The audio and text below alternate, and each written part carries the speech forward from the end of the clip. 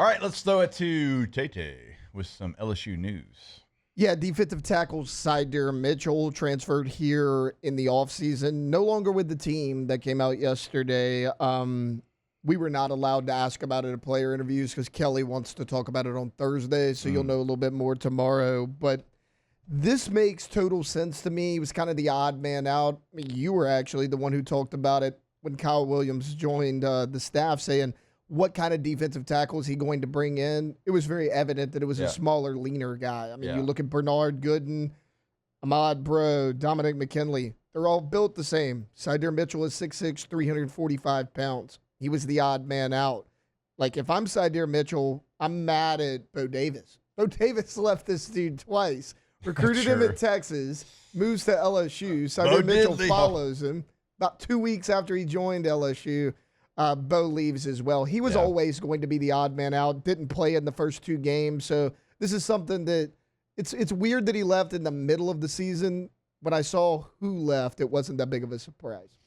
Yeah, I mean, look, guys leave in the middle of the season. It's like, okay, like, why are you leaving? Like, you can't go anywhere. Now, he's not going to play here. Like, he was never going to play here. Like, again, like, that's not what Kyle was looking for. That's not what thrives in Blake Baker's defense. We talked about it when Kyle got hired. Like, expect LSU to kind of change the model. And like Tay just laid out there, I mean, they have. Now, it's not just the size. It's not like, okay, well, you can't have over a 310-pound. No, it's if you are that size, you got to be able to move. It's more about the movement than anything. Mm-hmm. Like, he wants guys that can get upfield and create havoc and, you know, obviously still hold point and be strong enough to do so. And you don't see that. Able to do that. You don't see defensive tackles a lot like that in this day and age for the defenses that coordinators and personnel folks have to field. Put out. It's just a different look. Like we used to. I mean, you had those guys that like the classic defensive tackle, just like a hole clogger. Like he'd get there and be big and take up 2 blockers and take up more at the next level than this. Yeah. It's just not like that as much. Like. Really, LSU, like if you think about like the really, really good ones that we've had, like let's go like all the way, like Chad Lavallee when you first got here, right? And then you had Claude Roten and Glenn Dorsey and Kyle Williams and those type of guys that were, you know, going to be able to move around, get upfield. No big fave. I didn't throw you in there. Settle down. Don't text me. Yep. So that's what you were looking for. And then you had Benny Logan and Drake Nevis, and like they were which is pretty wild. Like you think about it, like especially the way the SEC football used to be, which was, you know, 2-3 yards in a cloud of dust. It was, you know, there's some 9-6 games thrown in there every now and then. It is kind of surprising with the success we had and the talent we had at defensive tackle for so long that we didn't have like a big guy that was that classic. I mean, when I was in Green Bay, we had B.J. Raji, and he was like he was that dude.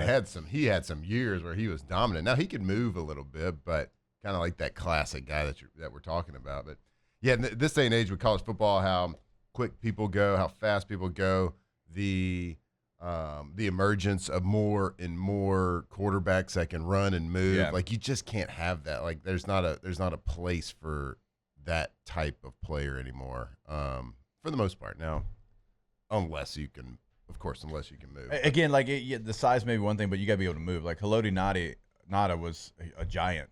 Haloti Nada was a large human being, but he could move. That guy was super athletic. Right. So, like, that's what they're looking for. They're looking for disruptive guys that, like, okay, they've got 2 committed to them right now, right? And those are top players in the country. And you ask LSU staff about them, they're like, yeah, they're big and they can also move, and they're super athletic. And so look, it's just unfortunate for him as a player, like you said, Tay, like he signs with Bo Davis. Bo Davis comes here, and then he transfers here, and Bo Davis goes to the New Orleans Saints. But for Mitchell, it's just not a great fit, and now he's going to be looking for his next spot. And look, the transfer portal giveth and it taketh away as well. It's kind of, I mean, it's a harsh reality. Like you move here for a coach, they always tell you what in recruiting, Matt, don't commit to and sign with a what? Oh. With a coach. With a coach. There we go. God, I would love to do a case study on your recruitment. It just feels so weird. You never heard that? They're like commit to the place, sign to the place, not the coach. Yeah, but that's totally unrealistic. It is, but like wow. Well, that's why I signed with Coach Saban, and he was here for a year. This coach really sucks. But like I love the campus. It's not suck. It's like That's a weird statement. You just have like you Makes no have to sense. you have to the whole Now the you know, parade reason, grounds are beautiful. the whole reason you love the Indian Mountains. The whole reason behind it is just like like Coach Saban left after 1 year for me. Sure.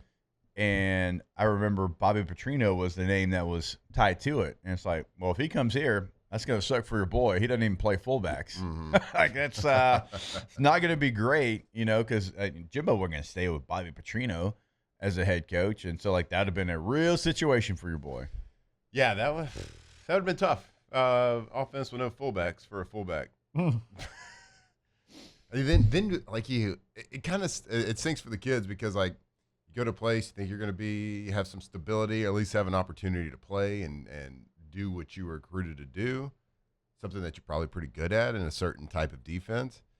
And then with the transfer, just like you said, the transfer portal giveth and it taketh away. Like the more you transfer, like you got guys that transfer and transfer and transfer, then all of a sudden you kind of get like a little tainted a little because it's like that restaurant that's been like that building. It's been like 8 different restaurants. Yep. It's like you're like, well, it's not going to work.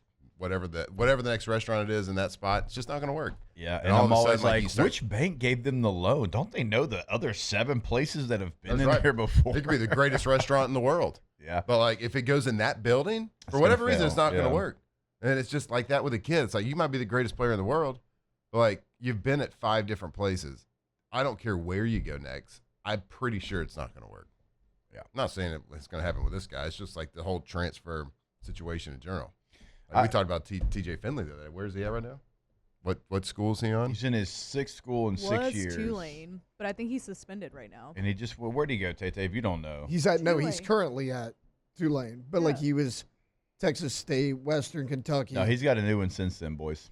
Since Tulane? Yep. No. I thought he got suspended from there. Sounds like a good reason to go somewhere else. Georgia State? Yeah, that's actually where it is. Yep. I missed LSU, that. Auburn, Texas State, Western Kentucky, Tulane, Georgia State. Wow, Taylor. I missed Way to bring Georgia bad State too. I missed the information. Georgia State thing. You know, not Way locked to bring into bad the big information. Tulane to Georgia State Mhm. pipeline. Not my area. Well, it happened on September 1st, so we were just like, Yeah, well, there you go. Literally the day of the first game. Yeah. The day after. And like missed that. he could be the greatest kid in the world, but like, is it gonna work? I hope so. As so far. Some people are asking them. So you're going to see more of this.